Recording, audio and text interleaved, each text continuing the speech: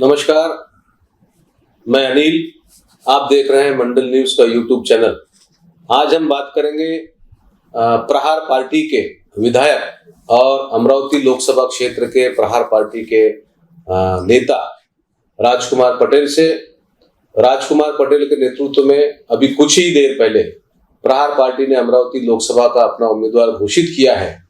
Dinesh book के new आजाद गणेश उत्सव मंडल के प्रांगण में एक पत्रकार परिषद लेकर राजकुमार पटेल के नेतृत्व में दिनेश बुक की उम्मीदवारी घोषित की गई। इसके पूर्व दिनेश बुक ने प्रहार पार्टी में प्रवेश किया। अब दिनेश बुक के प्रहार पार्टी से उम्मीदवार बनाए जाने के बाद से अमरावती लोकसभा में निश्चित तौर पर यह मुकाबला त्रिकोणी होगा। भारतीय जनता पार्टी इसके पहले नवनीत राणा को अपना उम्मीदवार घोषित कर चुकी है। कांग्रेस की ओर से बड़वंत वानखड़े घोषित किए जा चुके हैं। आज प्रहार की ओर से दिनेश बुक। इस सभी मुद्दों पर हम बात करेंगे राजकुमार पटेल से। नमस्कार। नमस्कार। अचानक दिनेश बुक की उम्मीदवारी कैसे घोषित की गई? मैं प्रहार जनशक्ति पार्टी के दो बैठक हो गई। दो बैठक में अपन अमरावती लोकसभा में प्रहार के दो आमदार हैं, तो सभी पदाधिकारी और कार्यकर्ताओं को ऐसा लगा कि क्यों ना अपन एक लोकसभा के उम्मीदवार अपन खड़ा क्यों न करें। तो उस समय बच्चों ने कहा था कि मैंने अपन महायुति के साथ में अपना गठबंधन है, अपन उनको समर्थन किया है। उन्होंने सम्मान पूर्वक मैंने एक पद मांगा है, तो मेरे को महाराष्ट्र में सिर्फ एक ही लोकसभा सीट दो और वो भी अमरावती दी, पर शायद कुछ कारणवश वो उन्होंने दे नहीं सका। लेकिन जिस समय प्रहार के पदाधिकारी और कार्यकर्ता जब भाऊ को बोले कि भाऊ अपने को सीट तो लड़ा नहीं है, चाहे कुछ भी हो, हम कब तक दूसरे को समर्थन करेंगे, और दो आमदार होने के बाद अपन क्यों नहीं लड़ रहे। आपका कहना है कि आपने एक सीट मांगी थी? हाँ, महायुति में एक सीट लोकसभा मांगी। एक सीट अभी तक तो बच्चू भाऊ ने बात बताई नहीं है। उन्होंने सिर्फ मुझे लगता है कि शायद शिंदे साहब के कान में डाले हैं। अच्छा, भाई हमको एक सीट दो, लेकिन शायद उन्होंने कुछ कारण बताए होंगे कि भाई एक सीट कहाँ की मांगी थी? अमरावती की। अच्छा, और वो आप ये मंडल न्यूज पे पहली बार खुलासा कर रहे हैं कि अमरावती की सीट मांगी थी उन्होंने अमरावती लोकसभा? जी हाँ। अच्छा, तो फिर कार्यकर्ता एकदम उन्होंने बच्चों ने सिर्फ यही कहा कि बोले एक काम कर, ये राजकुमार जी है और तुम पदाधिकारी है, तुम निर्णय लो, तुम जो निर्णय लेंगे वो मैं मान्य करता हूँ। वो चले गए बच्चों। फिर हम दूसरी बैठक लिए। दूसरी बैठक में हमारे, ये कब की बात है? पहली बैठक कब? पहली बैठक हुई है आज 4-5 दिन पहले हुए। अच्छा, और एक कल एक बैठक हुई, और कल की बैठक में फिर उन्होंने कहा कि निर्णय तुम लो।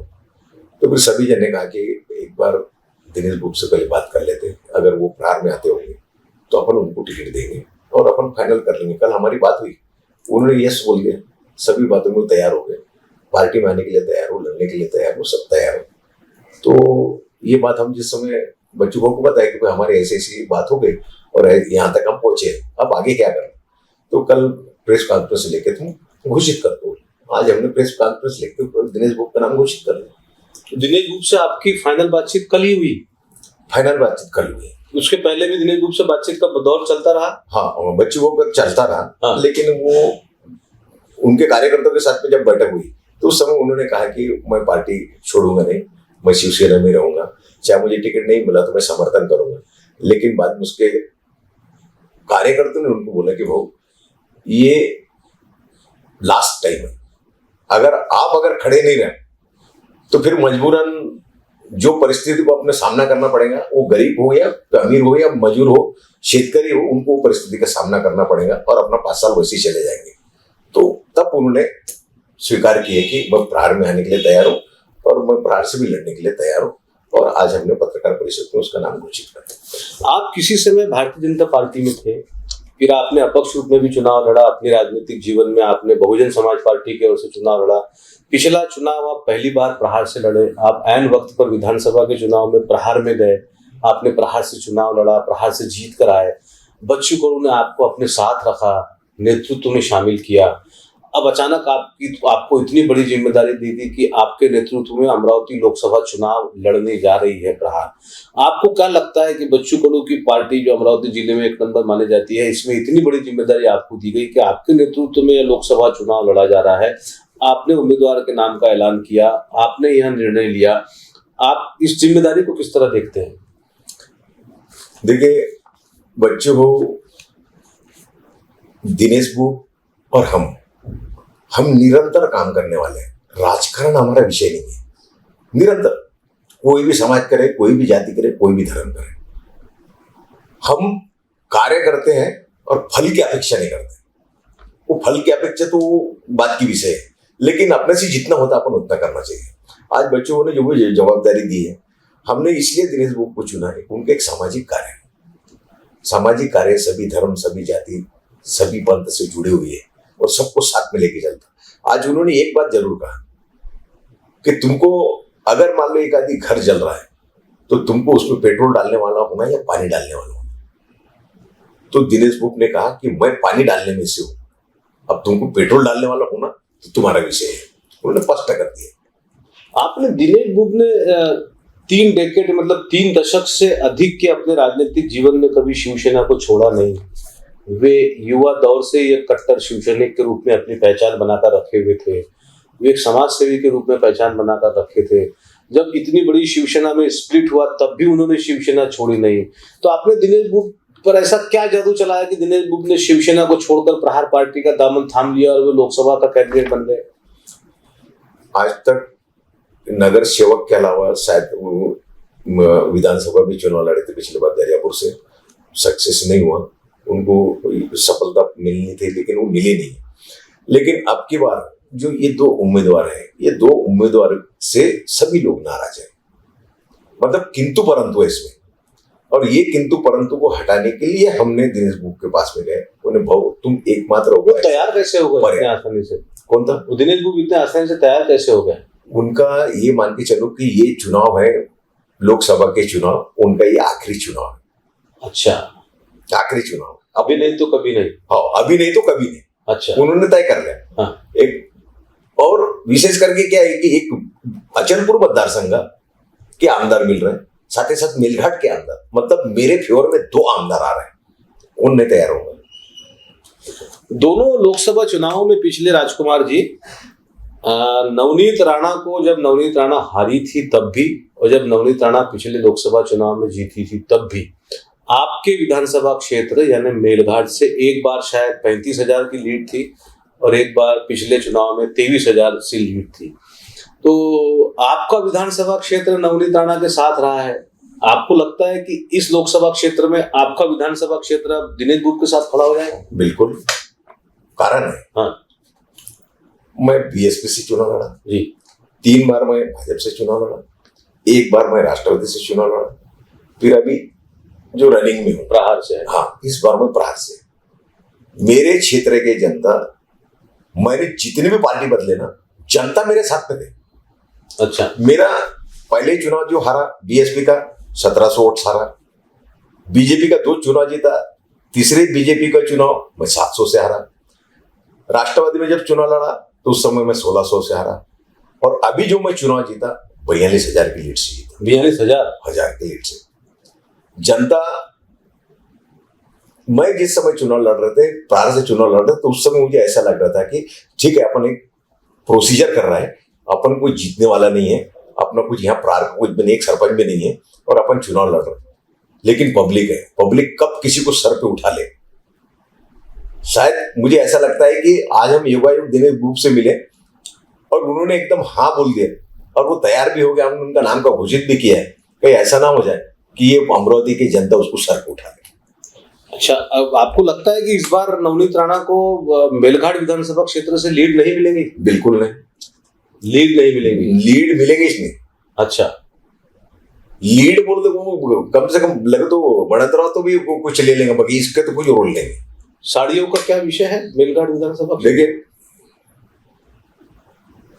हमारे मेलघाट के जनता को देखने वाला ऐसे देखते हैं कि इनको कुछ तो भी दे दो तो अपने फेवर में हो जाएंगे, कुछ तो भी दे दो, साड़ी दे दो और कुछ दे दो, इनको थोड़ा थोड़ा 100 रुपए भी दे दो तो ये जनता अपनी तरफ आ जाएगी। भाऊ, अब वैसा नहीं रहा है। अच्छा, आज ठीक है, हमारे लोग गरीब जरूर है, ठीक है, वो साड़ी के लिए जाते हैं, लेकिन हमने साड़ी देना भी तो पैसा देना। एक सम्मानपूर्वक अगर मान लो साड़ी दिया, मैं तो उनको रवनीत राणा को ये कहना चाहता हूँ, आप साड़ी अच्छी साड़ी दो, सबको मत दो, विधवा बाई को दो, बेशहारा है उसको दो, जो श्रावण बाढ़ के है उसको दो, जो अनाथ अपंग है उनको दो। ऐसे वाले को दिया ना तो उनके दुआ बहुत लगता। ये क्या तुम ट्रक से आपको भाजपा में आने का ऑफर मिला था? नहीं, जिस समय रवि राणा मेरे घर आए थे ना उस समय उन्होंने बोला था कि आप भाजपा में आ जाओ। हाँ। नवनीत राणा भाजपा में प्रवेश कर रही है, हाँ। आप भाजपा में आ जाओ, आप भी प्रवेश कर लो। हाँ। तो मैंने कहा मैं अकेला डिसीजन लेता नहीं हूँ। हाँ। मैं मेरे पूरे कार्यकर्ता पदाधिकारी को उनके पूछे बगैर। क्या कार्यकर्ताओं की राय थी पदाधिकारियों की? नहीं, अपन जहां है वही ठीक है। अच्छा। हो सबने कहा अपन जहां है वही ठीक है, पर क्यों? हाँ। उनका एक ही सवाल था, आज अगर मान लो तुम भाजपा में होता या राष्ट्रवादी में होता या कांग्रेस में होता, हाँ। तो आज अपने को मेलघाट के लिए इतने निधि नहीं मिलते थे। कितना काम लाए हैं आपने मेलघाट के लिए खींच के? मैं 10,000 करोड़ के ऊपर चलेगा पूरे अभी 5 साल में। अच्छा। हो इसका पूरा फल इस चुनाव में मिलेगा आपको लगता है? बिल्कुल। मुझे एक बात बताइए, महायुति से आप अलग क्यों हुए? केवल एक सीट की मांग को लेकर अलग हुए या और कोई विषय था जिसको अलग हुए? और एक बात ये भी कही जा रही है कि आप ये फॉर्म भरने के बाद में वापस भी ले सकते हो, ऐसा कुछ उम्मीद है? नहीं, फॉर्म भरने के बाद में फॉर्म वापस होगा नहीं। कब नामांकन भर रहे हैं? नामांकन हम भरेंगे 3 तारीख को। शक्ति प्रदर्शन होगा 100। आपके पास तो बड़ा नेता केवल बच्चू कडू ही है, उसके अलावा भी कोई नेता आएगा आपके साथ में? कोई हमारे पब्लिक ही हमारे नेता है। अच्छा। हमारे जो छोटे छोटे कार्यकर्ता ना, हाँ। वही हमारे नेता है। जातिगत समीकरण के हिसाब से आपको क्या लगता है, क्या क्या हाल रहेगा इस बार लोकसभा में? यहाँ हमारे, मैं मेलघाट पुरता बताता हूँ कि जी। मेलघाट में जाति की राजकारण। मेलघाट बहुत महत्वपूर्ण है इस लोकसभा में, दोनों बार नवनीत राणा को वहां से लीड मिली है। बिल्कुल। इस बार भी उम्मीद की जा रही थी कि मेलघाट से उनको लीड मिलेगी, लेकिन आपके उतरने के बाद और अब तो आपके हाथ में नेतृत्व दे दिया है प्रहार ने पूरे लोकसभा क्षेत्र का। बिल्कुल। तो आपके ऊपर बहुत जिम्मेदारी आ गई है मेलघाट विधानसभा क्षेत्र की, अब वो लोकसभा के अंतर्गत। तो वहां से लीड मिलेगा नहीं मिलेगा आप बता चुके हैं, नहीं मिलेगी। मेलघाट से मतलब नवनीत राणा को लीड नहीं मिलेगी, दिनेश बुक को लीड रहेगा। अच्छा। और उसके अलावा अचलपुर, दरियापुर, अमरावती, हमारे अचलपुर में तो अब बच्चों को खुद आमदार है। हाँ। तो वो हम लीड पे रहेंगे। हाँ। मेलघाट में मैं आमदार हूँ। हाँ। हम लीड पे रहेंगे। हाँ। दिनेश बुक प्रॉपर अमरावती के हैं। और सभी समाज, सभी जाति, सभी धर्म से उनका सामाजिक कार्य हमेशा चलते रहता है। तो वो भी यहाँ टॉप पर रहेगा अमरावती में। अब आप महायुति से बाहर हो चुके हो, लगभग बाहर हो चुके हो, मतलब आपने अपना उम्मीदवार खड़ा किया है, तो ये माना जाए कि महायुति से बाहर हो गए हो आप? नहीं, महायुति से बाहर नहीं, हम महायुति में ही है। एक तरफ तो आपने उम्मीदवार खड़ा किया है, तो कैसे महायुति में हो? हम महायुति में है। हमारा उद्देश्य सिर्फ इतना था कि तुमने हमको ये सीट देना था, अब निर्णय उनको लेना है हमको महायुति से बाहर करना है या नहीं करना। अच्छा, आप अगर वो बाहर करते हैं तो तैयार है उसके लिए? अरे हम तैयार है ना। हम क्या है, बाहर क्या है, अंदर क्या है, बाहर क्या है, हमको कहीं जाने नहीं पड़ता ना। हमको किसी टिकट मांगना पड़ता है क्या? हम तो खुद टिकट बांटने वाले हैं। हम बांटने वाले में, हम लेने वाले में नहीं है। राजनीति के जानकार तो ये समझ रहे थे कि इस बार राजकुमार पटेल नवनीत राणा के साथ रहेंगे, लेकिन पूरा पासा 24 घंटे में पलटा। आप प्रहार के तौर से अमरावती लोकसभा के प्रमुख बनाए जा चुके हो, आपके नेतृत्व में प्रहार चुनाव लड़ रहा है। 3 तारीख को आपने कहा है कि आप प्रहार पार्टी की ओर से दिनेश बुक का नामांकन दाखिल करोगे। अब जाते जाते एक बात बता दीजिए, सबसे महत्वपूर्ण, कि इस चुनाव में प्रहार पार्टी का नियोजन क्या रहेगा? बच्चू कडू का अमरावती जिले की बात नहीं कर रहा हूं, मैं पूरे महाराष्ट्र की बात कर रहा हूं। उसको चाहने वाला बहुत है। मैं कभी मेलघाट छोड़ के साथ साथ बाहर जाता नहीं। मुझे पुणे में बुलाया था, मैं गया नहीं। सोलापुर बुलाया था, मैं गया नहीं। मैंने बोला मेरे को बाहर मत भेजो, क्योंकि मेरा मेलघाट मतदार संघ भौगोलिक क्षेत्र पर वर्धा जिला कितना है। अब अकेला वर्धा जिला कितना में अगर मैं मेलघाट को संभालता हूँ, और मेलघाट की खासियत एक है, काम करता है ना, 1 बार नहीं, 2 बार नहीं, 3 बार नहीं, 4 बार चुन के देंगे। काम नहीं किया, एक ही बार में टिकट देने के लायक भी नहीं रखते। ये मेलघाट की कंडीशन है। हमारी सोच है, हम अमरावती में बैठ कर ये सोचते हैं, अरे मेलघाट में क्या साड़ी बांट दे, पैसा बांट दे, हो जाता, आ जाता। नहीं आता, जमाना गया वो। हमारी नियोजन है हर प्रहार के हर गांव में, चाहे वो गरीब क्यों ना हो, ऐसे कार्यकर्ता है कि जो अगर मान लो बच्चों बहू के जन्मदिन में खुद ब्लड डोनेट का कार्य करता हूँ, ब्लड डोनेट करता हूँ कि आज बहू का जो वार दिवस है, आज अपन 10 जन हो या 15 जन हो या 2 जन क्यों ना हो, लेकिन 2 बॉटल खून दे दो, ऐसे कार्य करते हैं। गरीब जरूर है, जमीन से जुड़ा हुआ है, और हम भी जमीन से जुड़ा हुआ है, हमको हेलीकॉप्टर वाला नहीं है, जमीन से जुड़ा हुआ कार्य करते हैं पूरे कार्यकर्ता। और विशेष करके क्या है कि भड़ंत वानखड़े और नवनीत राणा, कुछ लोगों को दोनों ही नहीं चल रहे थे। हमको अच्छा। कहीं न कहीं दिनेश गुप्ता, एक चर्चा ये भी थी कि केवल आपको नवनीत राणा को गिराना है, इसलिए आपने दिनेश गुप्ता को उम्मीदवारी दी। आपको गिराना है कि चुनकर आना है? अब कौन गिर रहा है और कौन नहीं गिर रहा है, हाँ। हमको तो हमारा सीट चुन के लाना है ना। मतलब आप जीतने के लिए खड़े हो? जीतने के लिए खड़े हो, मारने के लिए खड़े नहीं है, जीतने के लिए खड़े हैं। किसी को गिराना आपका उद्देश्य नहीं है? नहीं तो आप, हम जीतेंगे तो बाकी तो गिरेंगे ना। और फिर आने वाले दिनों में जैसे जैसे चुनाव आगे जाएगा, बच्चू भाऊ को और आपको ईडी, सीबीआई या फिर पुलिस वालों का दबाव आएगा, तो फिर ऐसी परिस्थिति में राजकुमार पटेल क्या करेगा? ED, CBI. एक तो पहली बात आपको बता दो कि मेरा कोई ईडी सीडी से कोई मेरा लेना देना नहीं है, मेरा कुछ भी नहीं है। हाँ। अपना 5 एकड़ खेत है। हाँ। अब 5 से अभी 6 भी नहीं हुआ। हाँ। 5 ही एकड़ खेत है। हाँ। नहीं, 5 एकड़ तो 10 साल पहले था। हाँ। मुझे पता था। हाँ। तो अभी 5 ही है। अभी भी 5 ही है, अपन 5 के ऊपर गए ही नहीं। फिर जन सेवा करो बस। फिर ईडी, सीबीआई। ईडी सीबीआई क्या है? मैंने कौन सा घोटाला किया तो मेरे ऊपर ईडी सीबीआई करेंगे? पुलिस का वारंट। पुलिस का वारंट क्या है? मैं हर तारीख में जा रहा हूँ, मेरे ऊपर जितने भी तारीख हर तारीख में जा रहा हूँ। केसेस है? मेरे अभी फिलहाल मेरे पे 5 केस है। अच्छा। हाँ। आपको डर नहीं लगता? आपने इतना बड़ा धनुष फैला है, जो नवनीत राणा कहा जाता है कि नरेंद्र मोदी की खास है, अमित शाह की खास है, आपने उनके खिलाफ उम्मीदवार खड़ा कर दिया है, त्रिकोणी मुकाबला अमरावती में बन चुका है, आपको डर नहीं लगता? जब मैंने कुछ ऐसा गलत काम ही किया तो मैं क्यों डरूंगा? और मुझे डरने की क्या बात है? मैं अगर मान लो मेरे घर को बढ़ाना चाहता हूँ, मुझे आज मेरे घर जमीनी स्तर पे है, मेरे को फर्स्ट फ्लोर अगर बनाना चाहता हूँ तो मेरी मेहनत से मैं बनाऊंगा। कौन कहता है कि भाई मैंने मेरे घर है तो वो साला बर्बाद हो जाए, भूकंप हो जाए, गिर जाए? हर पार्टी के कार्यकर्ता को लगता है। अच्छा, कुछ अंदर की बात बताइए राजकुमार जी, सब राजनीतिक बातें छोड़िए, अंदर की बात बताइए कुछ थोड़ी सी। कहीं सीएम ने तो आपको कहा नहीं है कि उम्मीदवार खड़ा करो? आप सीएम की महायुति में शामिल हो, सीएम को प्रहार पार्टी समर्थन दे रही है, आपने प्रहार पार्टी की ओर से दिनेश गुप्ता को उम्मीदवार खड़ा कर दिया है, त्रिकोणी मुकाबला बन चुका है, कैसे ये सब चीजें, मतलब अंदर वाली बातें बताइए ना कुछ। नहीं, अंदर वाली कोई बातें नहीं है। सीएम साहब से मेरी अधिवेशन के पीरियड में बच्चों के साथ में एक ही मुद्दे पे मिलने गया था। हमारे यहाँ टोटल मजदूर वर्ग है, 1 से लेके 99 दिन तक आप काम करते हो तो वो पेमेंट एमआरएस में राज्य सरकार देती है, और 100 के ऊपर जाने के बाद में 100 से फिर 200 300 जो भी है, जितने भी दिन मजदूर काम करेंगे वो पैसे केंद्र सरकार देती है। बच्चों और मैंने बच्चों के लेटर हेड पे एक निवेदन बनाया सीएम साहब के नाम से कि साहब हमारा होली का त्योहार है, और ये होली का त्योहार मजदूर 3-3 महीने से पैसे गिनते जाते हैं। नहीं, ये सब ठीक है। नहीं, ये सब ठीक है। कल अगर सीएम साहब का फोन आपको आ जाए कि राजकुमार ये सब बंद करो, तो फिर नहीं, एक बार अपन नामांकन दाखिल करते, सब कुछ हो गया, विषय खत्म हो गया ना। अब क्या कर सकते हैं? देवेंद्र फडणवीस का फोन आ जाए, नहीं, अब वो विषय नहीं है ना।